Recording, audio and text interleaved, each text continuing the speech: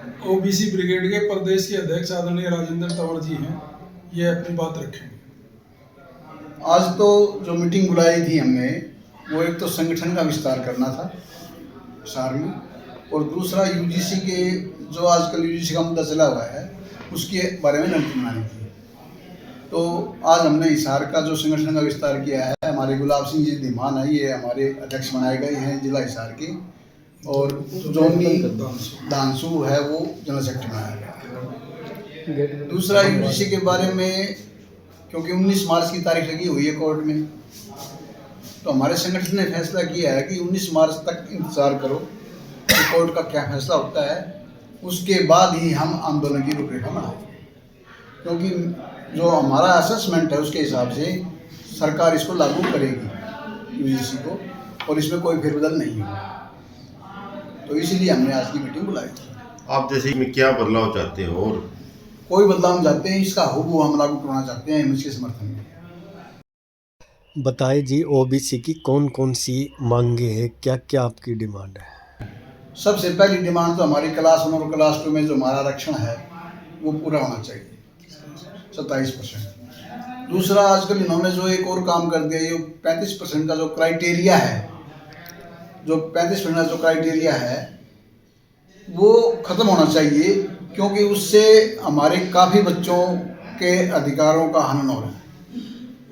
ये अपने अपने आदमियों को पास करते हैं, और जो आरएसएस के आदमी सिर्फ उन्हीं को लगाते हैं।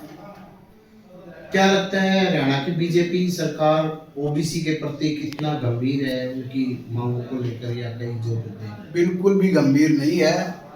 ओबीसी को सिर्फ चपड़ासी और बेलदार बनाने के लिए छोड़ दिया गया है, क्योंकि क्लास 1 और क्लास 2 का आरक्षण तो हमारा ख़त्म ही कर दिया इस सरकार ने।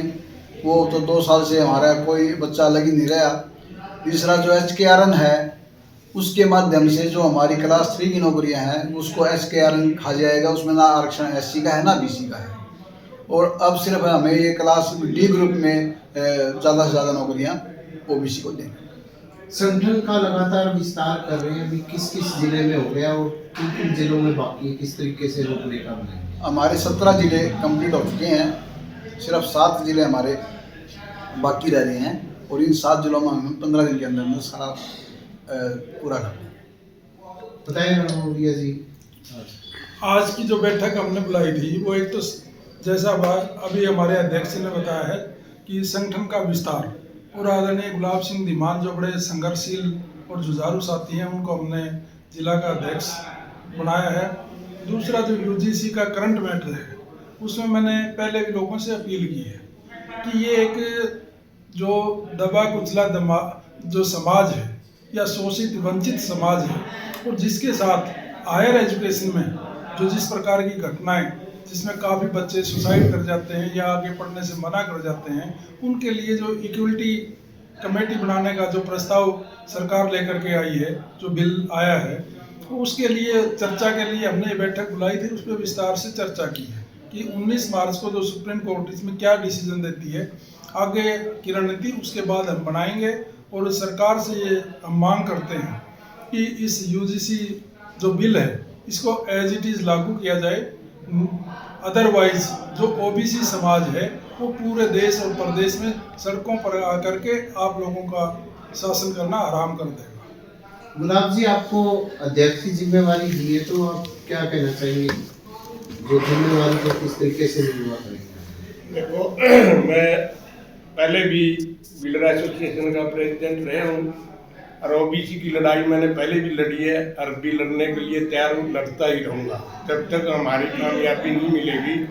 इन मुद्दों के ऊपर मैं पूरा तन मन धन से काम करता रहूँगा। ओबीसी समाज की सरकार में क्या क्या भागीदारी होनी चाहिए और क्या क्या मांगे?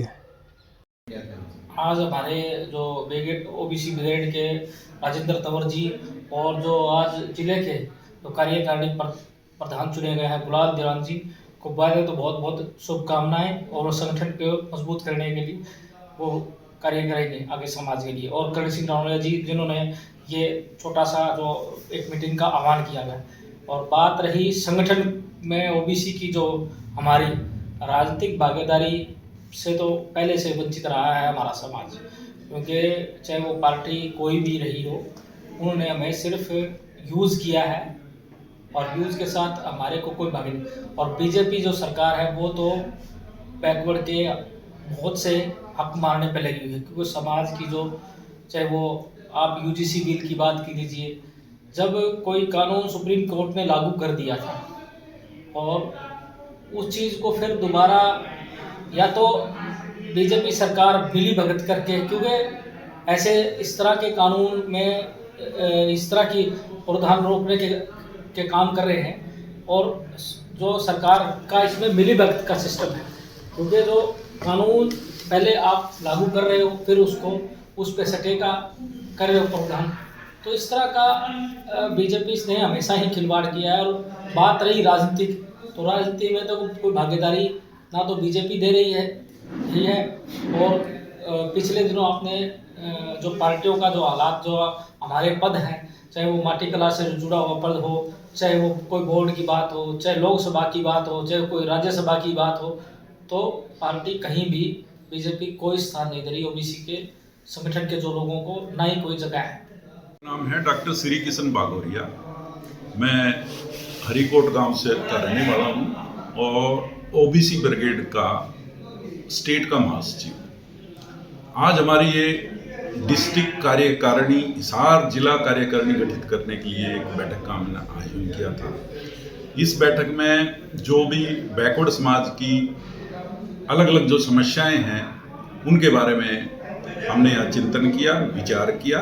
उस पर सभी वक्ताओं ने उस पर अपनी अपनी बातचीत रखी और हमने यूनानिमस रूप से श्री गुलाब सिंह जी को जिला का प्रधान चुना है और जोनी हैं, श्रीमान जोनी शिकारपुर गांव से, उनको हमने जिला का महासचिव चुना है। और आगे की कार्यकारिणी हम इसके बाद मीटिंग बुला के गठित करें।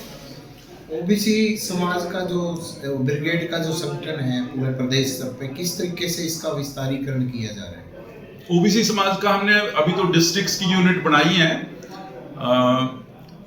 7 डिस्ट्रिक्ट्स की हमारी यूनिट तो बाकी है, वो हम पूरी करके उसके बाद हम ब्लॉक स्तर पर बनाएंगे। ब्लॉक स्तर के बाद हम गांव स्तर पे जाएंगे।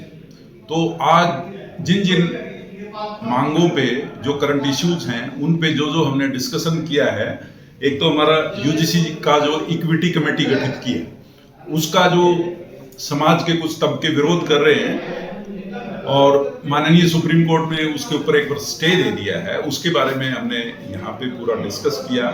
और हम जो माननीय सुप्रीम कोर्ट में जो इस केस में जो डेट है वो तब तक इंतजार कर रहे हैं। उसके बाद हम बैकवर्ड समाज को और एससी समाज को इकट्ठा करेंगे और इसको लागू करने के लिए हम प्रदर्शन, जो भी विरोध होगा सरकार का, वो करेंगे।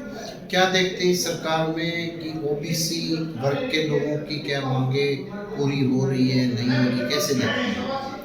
इस सरकार में ओबीसी के बारे में कोई भी विचार नहीं कर रहा है। उनकी मांगों के बारे में किसी तरह का कोई भी पॉजिटिव विचार नहीं हो रहा है। सिर्फ ओबीसी समाज के वोट इकट्ठा कर रहे हैं ये, और सभी को पता है, हरियाणा में तो विशेषकर और सेंटर में भी ओबीसी के समर्थन से ही सरकार बीजेपी की आई है।